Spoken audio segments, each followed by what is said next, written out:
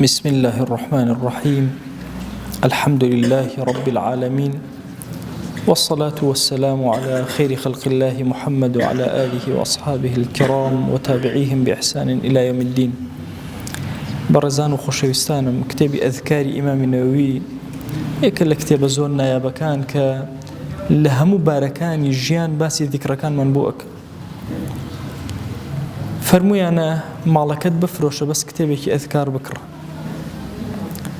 زور لخزمة أم كتابا بوين قيشون تبابي استسقاء أو ذكرانيك سنة لكاتك باران نابار إنسان بيان كات شيب كات. أفرمي يستحب الإكثار فيه من الدعاء والذكر والاستغفار بخضوع وتذلل.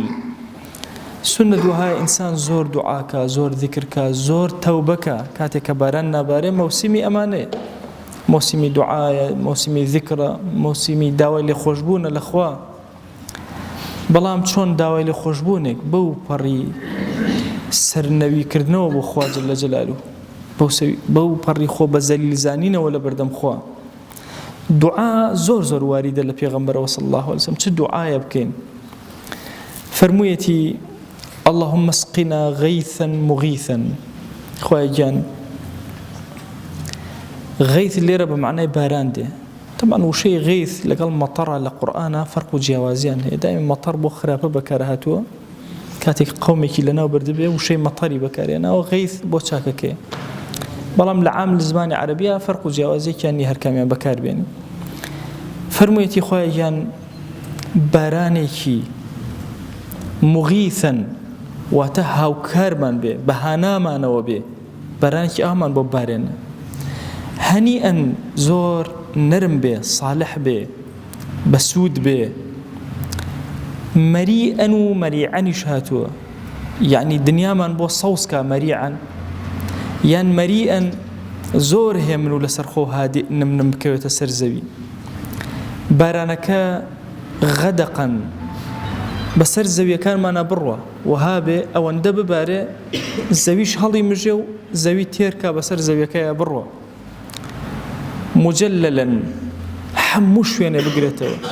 ليره مجلل بمعنى عمومي ده تنها شوينك ما نقريته وشوينه نباره حمو شوينه كان ما ببارنا يا إلهي. طبقا وتأوتوز وقروبي سايسر زوي نهله نخوشي وآزار ودردي ناوزوي هم برئ لقال خويا بارانك وانا برحمة به لقال أوشا خويا جان دائما أو النبي فترة ببارته وفترة نبارته هميش ضلمان تنق ببارا أنك برحمي دوام ما ببنير. بيغمر صلى الله عليه وسلم دعاني أكرد إن جاء فرمي اللهم على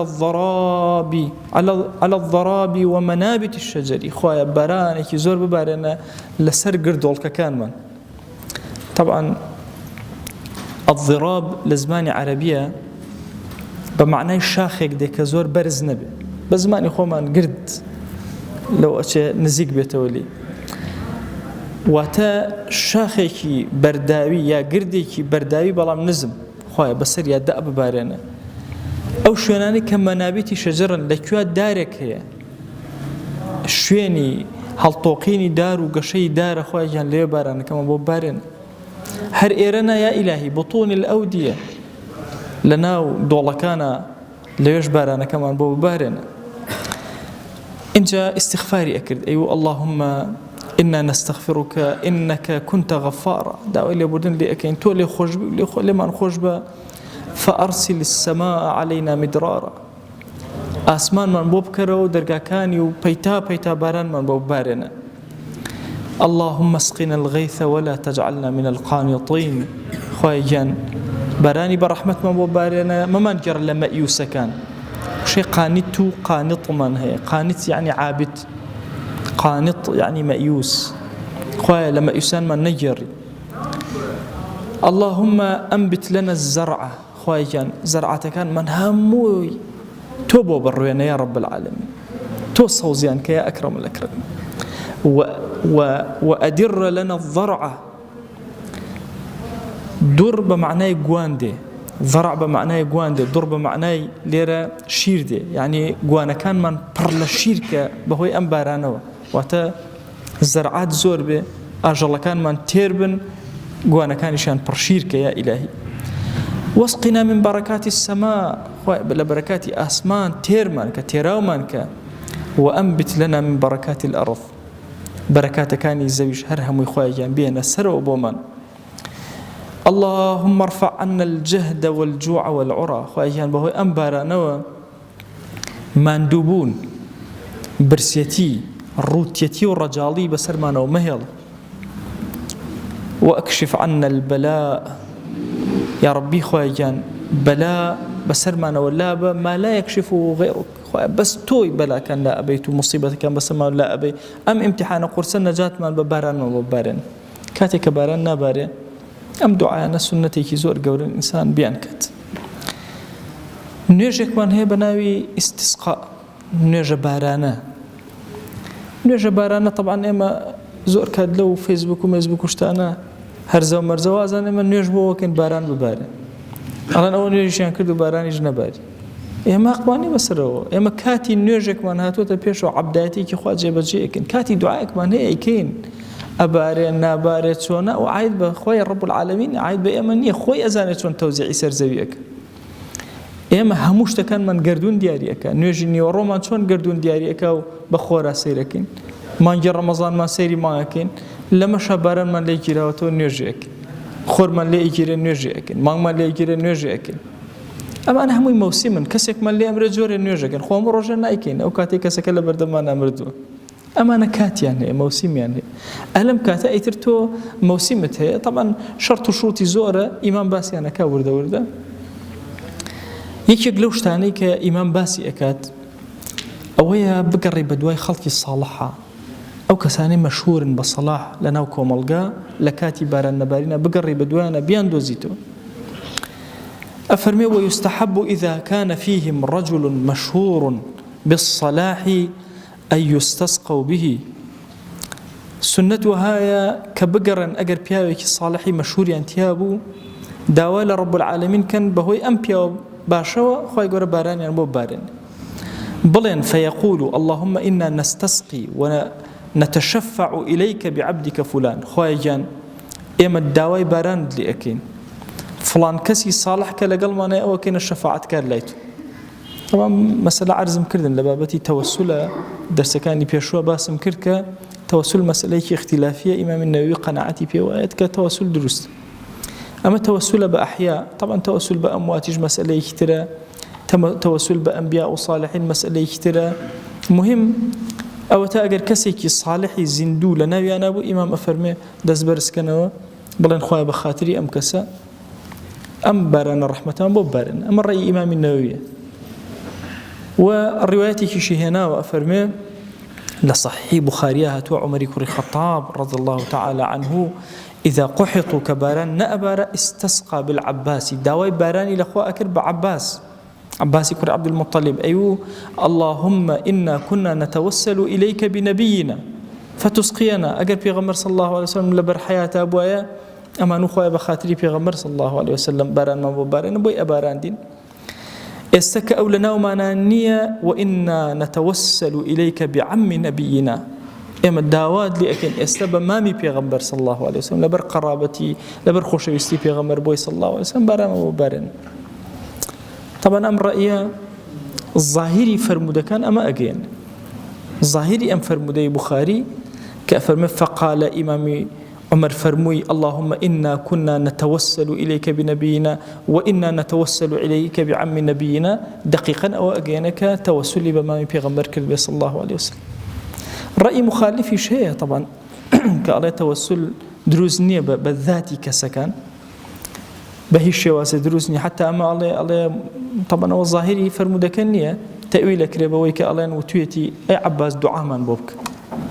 دكاتك شواهانية دقي فرمودك بو شوازنية أكرب التأويلات بقات أو مهم هردو طرف رأي خويا ينهي حتى بكري إنسان راس توخول قال خويا ما ملكه بلا ما قر كسي كيش توسل كر بلا توزور آلوز نبيو بلا والله فلان كاز مشركة لبرو توسل كردو أو اشتكى جورنا كربوي أمتي إسلامي توزيك بقريته أو الرقوبرات يقينا لبين ما أنا منه أما رأيك للرأي كان كإمام باسي كردو دي قد بدأ أم بابة تنها سيدنا عمر نية، يعني لسيدنا معاوية رضي الله رحمة خوي به. طبعا لزمان سيدنا معاوية كسك من هي بناوي يزيد كري أسود يكل كبار تابعين. طبعا يزيد كري أسود لزماني بيغمر صلى الله عليه وسلم إيماني هنا بس خوشويسي النبيني، أو للشام بو إيماني هنا بيغمر صلى الله عليه وسلم لمدينة بو فريانا كود بخزمتي بابي شكاتان نيبيني نابت الصحابة بل زمن يشاء إيماني هنا به أبي بيغمبري بيني به صلى الله عليه وسلم وبإيماني شو بيني بيتي، يعني كافر بيبيني خونا بيت الصحابة أبي هم بيبيني بتشاوي سري همش إيمان دار بأم إيمان دار بو نيبيني بو يشغل كبار تابعين بو. يعني إمام الذهبي زور باسي أكا فضيلتي قوري كاني باسكا أفرمي أوان دا بياويكي صالح بو هند جار كأشوب ونوش شوان پنجي دا أجرساب والروشناي لبردن لسير علام النبلاء باسك بياويكي زور صالحي قوري ولو زمانا شورتي هبو لناو خلقا كبياويكي زور خواناس. أفرمي سيدنا معاوية كاتك خلقي كوكر دو بو باران أفرمي كاتك لسر كرسكي خوي دانيشت فرمو يزيد كري أسود كوا على قران سيري أكل سوتشي كدو لنا وخلقك بياكي فقير بو فرمو بانجي كان هنا خوي كان دواء كم لتوبة يزيد كري أسود باران ما بو باران وتي أي يزيد هاورم بولايتو هنا ودعاء ما بوك أو خليفة مسلمان أمر بيئك طلب ليئك دواش ليئك الله سيري كي خلقي كرد الله قريا الله كان من البكائين زور أجريا فالمدسي برس كنت خوائجان باران بو أم أوانيك الراوية كان الله سبحان الله حل لو مجلسا ورده بالله وركان بسر ما نكوبنا بارانك باري بتشحالة جيشنا وشويني خومان خريب الله فوهلس بيأيك صالح لصالح كان بو إمام أم مسألة للسرتاي أم بابو هنا زور قرنجا لكاتي باران نبارينا بيأيك بيري صالح أبيني أفرتيك صالح أبيني داوای لێ بکە دوعای باران کە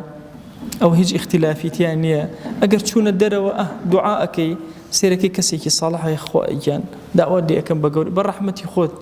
لەبەر حورمەتی ئەم پیاوە ساڵحە لەسەر ڕەئی ئەوەی ئیمامی نەووی و ئەو زانانە کە پێیان دروستە باران بۆ بارێنە لەعەل رب العالمین دەرگای خێرمان لێ ئەکات. گرنگ بابێکمان هەیە بابی ئەذکار لە ئیستسقایە کە ئیمامی نەووی ئەم بەشە ئەمڕۆ لێی باسەکەین لە ڕۆژەکانی ترا بەشەکانی تری باسەکەین دامان لە ذاتی پاکی پەروەردگار أم كلمات فرماشتاني بيغمر صلى الله عليه وآله وسلم وآل وأصحابي أتينا خزمتيان خويا بكرة روناكيك بوجيان من بكرة روناكيك يا إلهي بنا وقوركان من بكرة أنيسها والمن لنا وقوركانا إلهي داوال لي أكن أم كلمات جواناني أم بيا وقورانا يا رب العالمين بكرة الرحمة بزي بسلمان دايب بارينا بكرة شفاعتك يا الرجي محشر مان آمين آمين والحمد لله رب العالمين وصلى الله على سيدنا محمد وعلى آله وصحبه وسلم تسليما كثيرا أبدا إلى يوم الدين. خواهي قول لقناهي من الشيء أجبوري وخالي من قبولك.